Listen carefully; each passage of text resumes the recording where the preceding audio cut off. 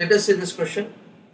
Suppose that the economy A is growing rapidly and you are managing the global equity fund.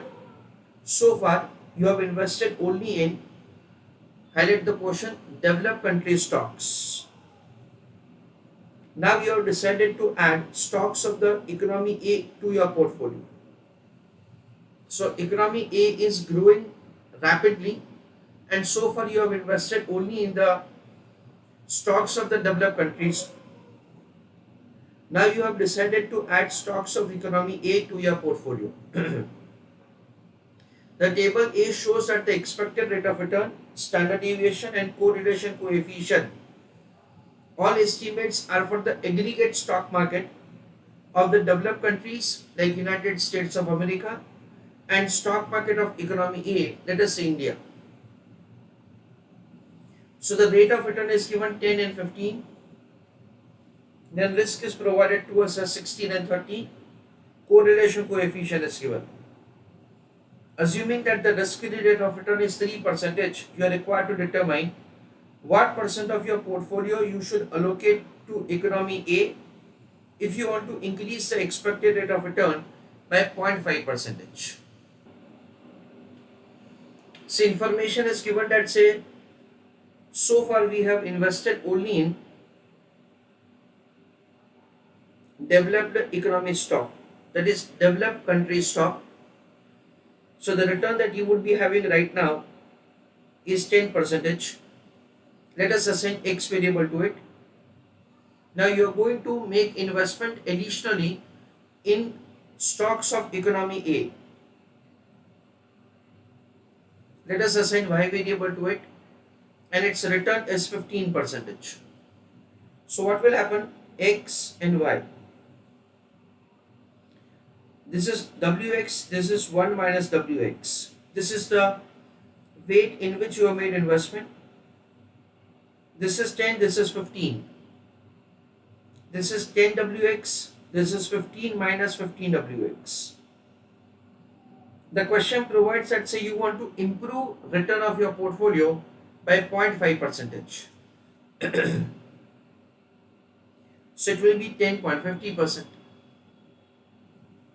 So 10 Wx plus 15 minus 15 Wx is equal to 10.50.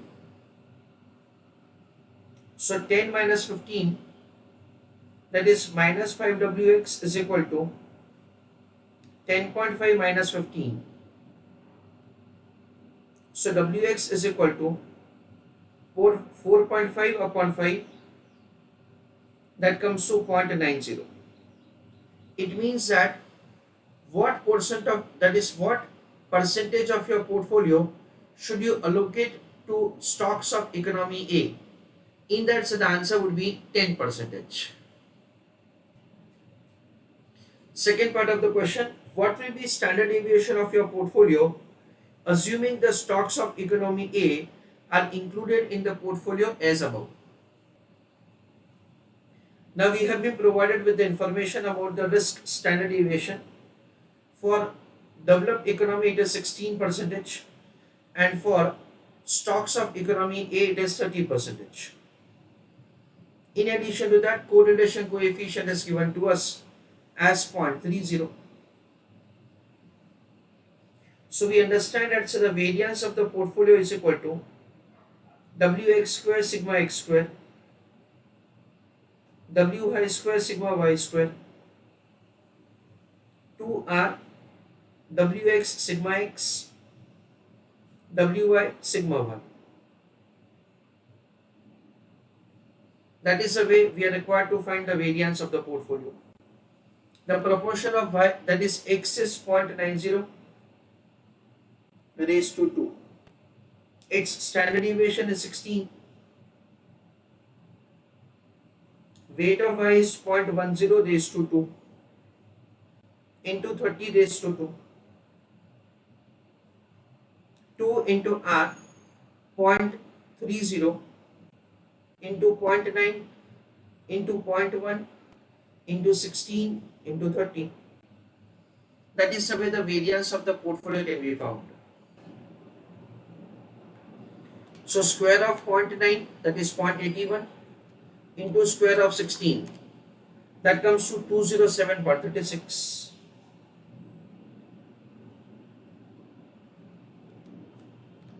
Square of 30 is 900, into square of 0.1, that comes to 9. 2 into 0.3 into 0.9 into 0.1 into 16 into 30. That is 25.92.